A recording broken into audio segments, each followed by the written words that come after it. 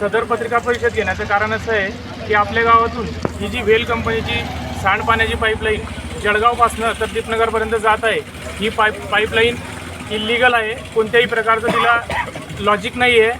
त्या पाईपलाईनचा डायमीटर हा जवळपास 1.5 ते 2 मीटरपर्यंत आहे आणि ती पाईपलाईन कोणत्याही प्रकारच्या ग्रामस्थांच्या ग्रामस्थाच्या घरासमोरून जात आहे त्याची परमिशन न घेता त्याच्या घरासमोरून नेलेली आहे. जवळपास 150 ते 200 परिवारांचं भविष्य हे धोक्यात आहे. त्याचबरोबर गावकऱ्यांचं सांगायचं झालं तर ही पाईपलाईन लीक झाल्यानंतर समजा एखाद्या वेळेस आपल्या साध्या पाण्याची 6 इंची पाईपलाईन जर लीक झाली तर तिला जोडण्यासाठी 2 ते 3 तास लागतात.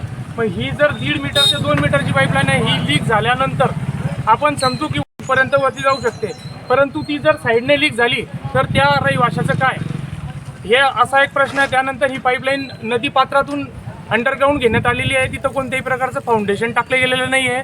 नदीपात्रात जर ही पाईपलाईन लीक झाली तर साकेगावातील ग्रामस्थांना, साकेगावातील गुराढोरांना, प्राण्यांना तसेच हे पाणी वाघूर नदीपात्रातून शेळगाव बॅरेजपर्यंत जाणार आहे. तर परिणामी पूर्ण तालुक्याला हा आरोग्याचा प्रश्न उद्भवणार आहे.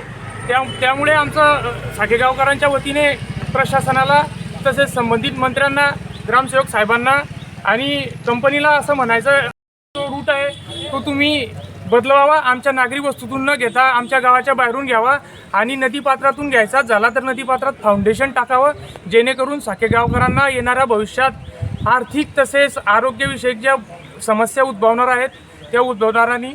आणि आम्ही हा रोडवरनं जे पाईपलाईनचं काम चालू आहे तोपर्यंत आमच्या शंकेचं निरसन होणार नाही, तोपर्यंत याचं काम पुढे जाऊ देणार नाही.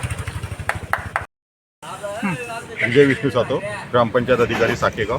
संबंधित पाईपलाईनला ग्रामपंचायतीने 1 वर्षापूर्वी ग्रामपंचायतीचा मासिक सभा ठराव घेऊन एनओसी दिलेली आहे. कोणती पाईपलाईन आहे ही जर सांडपाणी आहे, जळगावून ही सांडपाणी दीपनगरला जाते, तिथं त्यावर प्रक्रिया करून ती पाणी दीपनगर प्रकल्पासाठी वापरण्यात येते. विश्वजित फाउंडेशन म्हणून या कंपनीने हे काम घेतलेलं आहे. नागपूरची कंपनी आहे. आता सध्या कंपनी कोणी माणसं आले नाही का इथे? नाही, हे कंपनीचे माणसं इथं आलेले नाही कोणी. ते आलेले होते, इथं लोकांचा जमाव पाहून ते इथून निघून गेलेले आहे. बरं, जळगाव ते दीपनगर 36 किलोमीटरची ही जी पाईपलाईन आहे सांडपाण्याची, तर साकेगावमध्ये ही रहिवासी वस्तीतून घेण्यात आलेली आहे. तर इतर ठिकाणी याचा मार्ग रहिवासी वस्तीतूनच आहे की नागरिक वस्तीच्या बाहेर आहे? नाही, त्या बाबतीत मला काही कल्पना नाही सर.